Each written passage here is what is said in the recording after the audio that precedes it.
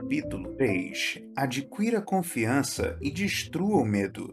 Os amigos têm boas intenções quando dizem: "Isso só existe na sua imaginação. Não se preocupe, não há nada a temer." Eu e você sabemos que essa espécie de terapia jamais funciona. Essas observações calmantes podem nos livrar do medo por alguns minutos ou mesmo por algumas horas. Contudo, o método de tratamento de "isso só existe na sua imaginação" não constrói confiança nem cura o medo. Sim, o medo é real e devemos reconhecer que existe antes que sejamos capazes de dominá-lo. Hoje, a maior parte do medo é psicológica. A preocupação, a tensão, o embaraço, o pânico, tudo isso nasce de uma imaginação negativa, mal orientada. No entanto, o simples fato de se conhecer a origem do medo não o cura. Se um médico descobre que você tem uma infecção em alguma parte do corpo, sua atuação não para aí. Ele prossegue com o tratamento para curar a infecção. A velha fórmula de tratamento de "isso só existe em sua imaginação" pressupõe que o medo não existe, mas isso não é verdade. O medo é real. É o inimigo número um do sucesso. É ele que impede as pessoas de capitalizarem as oportunidades. O medo desgasta a vitalidade física e, na verdade, torna os indivíduos doentes, provoca perturbações orgânicas, encurta a vida e tapa sua boca quando você deseja falar. O medo, a incerteza e a falta de confiança explicam por que ainda temos crises econômicas. O medo explica por que milhões de pessoas realizam e desfrutam pouco. Realmente, o medo é uma força poderosa. De um modo ou de outro, impede que as pessoas consigam o que desejam na vida. Medos de todos os tipos e tamanhos constituem uma forma de infecção psicológica. Podemos curar uma infecção mental tal como curamos uma infecção orgânica, com tratamentos específicos, comprovados.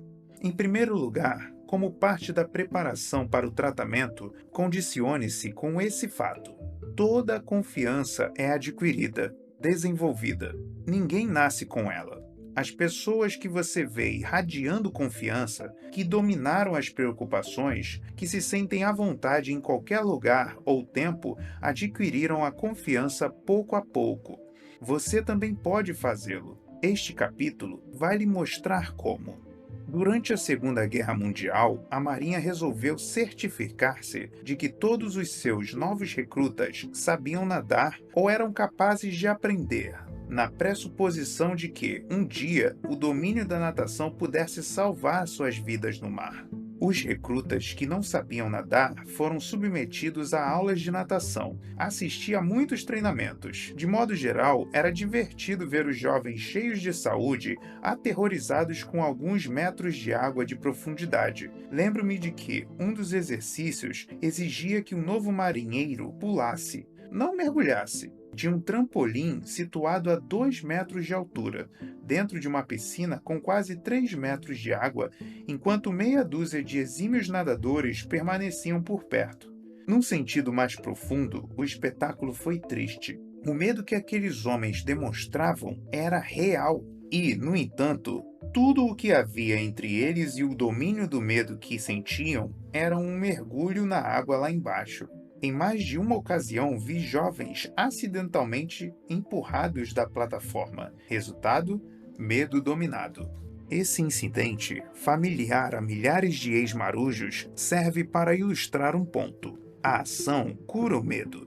Por outro lado, a indecisão e o adiamento fertilizam-no. Anote imediatamente no seu livro de regras para alcançar o sucesso: a ação cura o medo. A ação cura mesmo o medo. Há alguns meses fui procurado por um homem de cerca de 40 anos, diretor numa empresa, e que parecia muito preocupado. Ocupava um cargo de responsabilidade como comprador para uma grande organização varejista. Muito aborrecido, ele explicou: "Estou com receio de perder meu emprego. Tenho a impressão de que meus dias estão contados." "Por quê?" perguntei-lhe. "A situação está contra mim.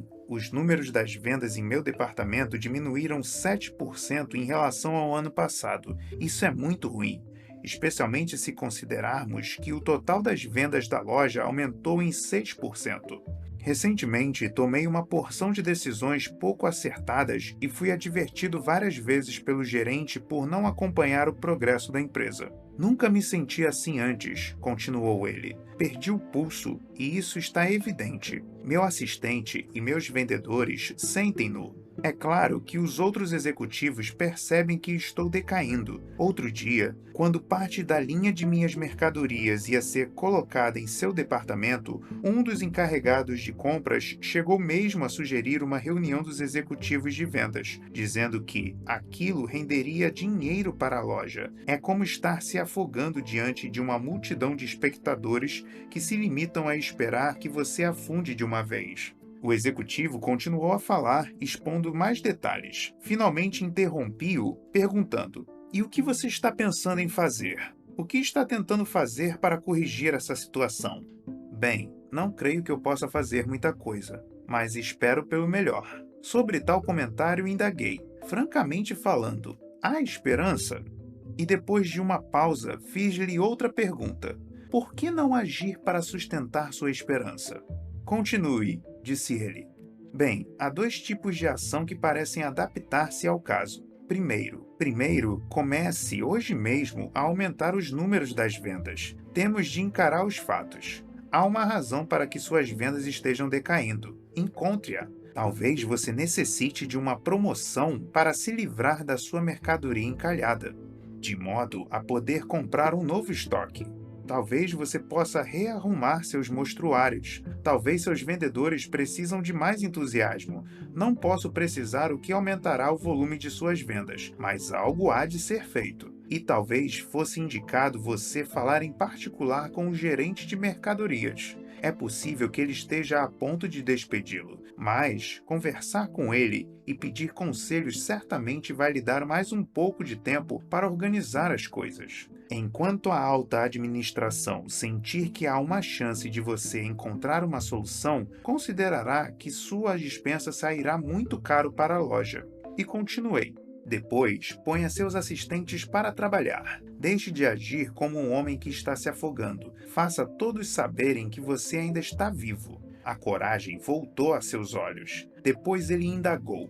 Você disse que havia dois tipos de ação. Qual é o segundo? O segundo, que você pode chamar de política de segurança, é fazer com que 2 ou 3 de seus amigos mais íntimos, no mesmo ramo de negócio, saibam que você não desdenhará a oferta de emprego numa outra loja, desde que o lugar seja substancialmente melhor que seu emprego atual. Não acredito que seu emprego continue ameaçado depois de você agir firmemente para elevar aqueles números, mas só para uma eventualidade é bom ter uma ou duas ofertas. Lembre-se de que obter um emprego é 10 vezes mais fácil para um homem já empregado do que para um que esteja desempregado. Há 2 dias, esse executivo que estava tão preocupado me telefonou. Após nossa conversa, empenhei-me seriamente, contou-me ele. Fiz uma série de alterações, porém a principal foi a que realizei com meus vendedores. Eu costumava reuni-los uma vez por semana, mas agora faço essas reuniões todas as manhãs. Consegui que eles se tornassem realmente entusiasmados. Creio que assim que eles perceberam uma centelha de vida em mim, decidiram trabalhar com mais ardor também.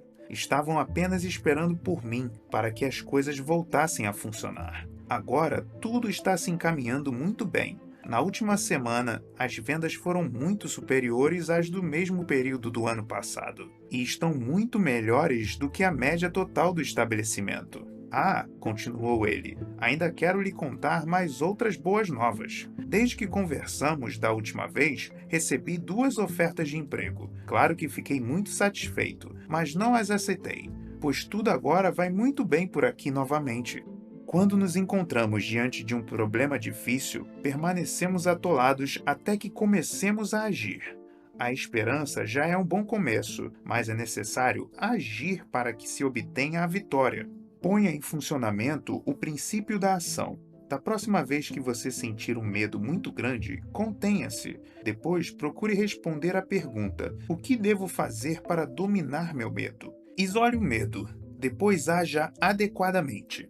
Damos a seguir alguns exemplos de medos e as possíveis ações curativas. Tipo de medo: embaraço devido à aparência pessoal. Ação: melhore-a. Vá ao banheiro ou a um salão de beleza. Engraxe os sapatos. Mantenha as roupas limpas e passadas. Habitue-se a arrumar-se melhor, o que nem sempre exige roupas novas. Tipo de medo: medo de perder um cliente importante. Ação: trabalhe dobrado para lhe oferecer um serviço melhor. Corrija tudo o que possa ter feito com que os clientes perdessem a confiança em você. Tipo de medo: medo de ser reprovado num exame. Ação: use o tempo que você gasta pensando nisso para estudar. Tipo de medo: medo do que os outros possam pensar ou dizer. Ação: certifique-se de que o que você planeja fazer está certo, então faça-o. Ninguém faz nada que vale a pena sem sofrer críticas. Tipo de medo: medo de coisas que se acham completamente fora do seu controle. Ação: dirija a sua atenção para as outras atividades. Vá cuidar do jardim e arranque as ervas daninhas. Brinque com seus filhos. Vá ao cinema. Medo de ser atingido fisicamente por algo que não pode controlar, tal como um tornado ou um avião que perdeu o controle. Ação: volte a sua atenção para outras pessoas e tente ajudá-las a superarem seus próprios temores.